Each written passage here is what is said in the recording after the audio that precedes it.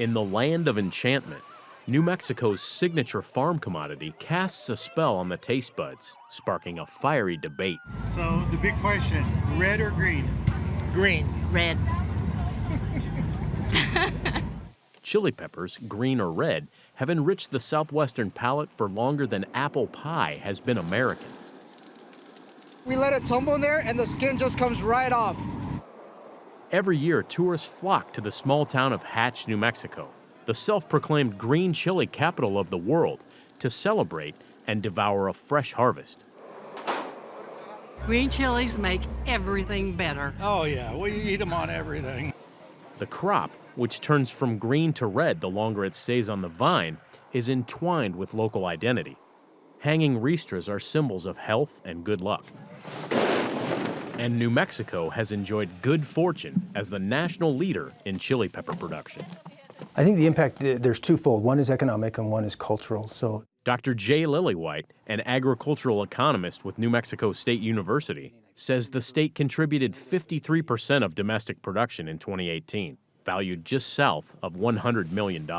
that includes the processors, the dryers, the canning companies, as well as the producers themselves, and any backward linkages. So that also accounts for fertilizer dealers and manufacturers, that kind of thing. Lillywhite adds that New Mexican chili production has dropped from 35,000 acres in the early 1990s down to just under 8,000 today. And with pressure from other states and Mexico, some are digging deeper as a buffer against competition. There's only so much chili that can be grown in the Hatch region, or only so much chili that can be grown in New Mexico. And as that demand continues to increase, if you can actually build a marketing campaign around that, there will obviously be premiums.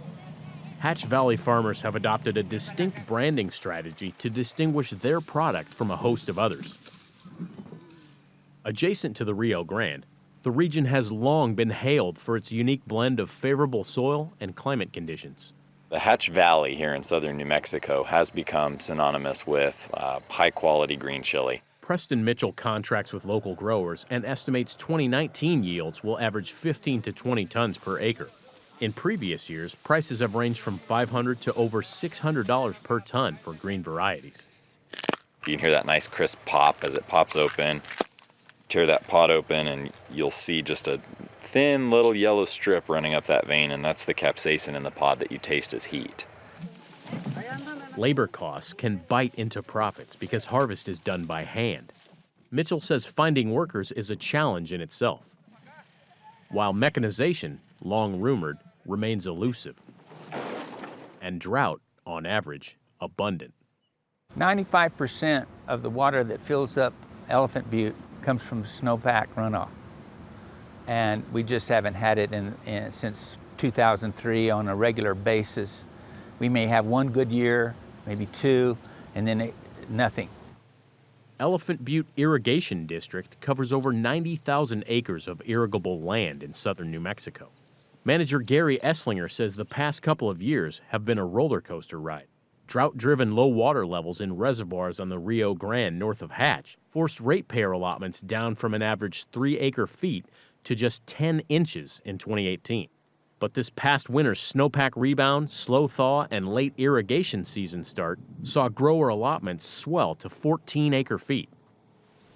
While still not to full capacity, Esslinger says history indicates an average of 40 years between reservoir overspills. And a complicated set of decades-old agreements also legally require the utility to satisfy surface water deliveries downstream first, to Texas and Mexico. Certainly we have to abide by the law and yet try our best to supply the water that's necessary to these farms. It's a constant battle, and the litigation is always flowing here. It never stops.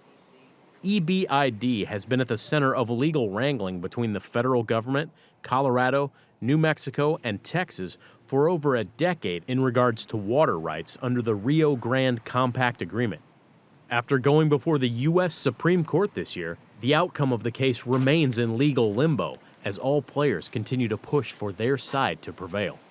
Esslinger adds new stakeholders, ushered in by recent population booms, are unfamiliar and unwilling to compromise with water laws drawn up over 80 years ago. It's the public at large that really doesn't understand the complexity of how we have to operate down here. It's real easy for me to explain to a farmer what's going on because of the drought, because most of these farmers have been here 3 and 4 generations, some of them even 5. My great-great-grandfather is actually credited with being the first chili farmer in the Hatch Valley. His name was Giuseppe Franzoy, and he was an immigrant from Austria. Preston Mitchell says even though winter's weather reprieve resulted in increased surface water allocation this year, farmers still pumped a majority of groundwater to irrigate crops. And over time, only salty, brackish water is left in uncharged aquifers, which makes an infusion of fresh Rio Grande River water essential. Drought is a major concern to growers in this area. Just like producers of higher volume commodities, Mitchell has diversified to remain profitable. Expanded acres, processing, and roasting chilies are all part of the mix.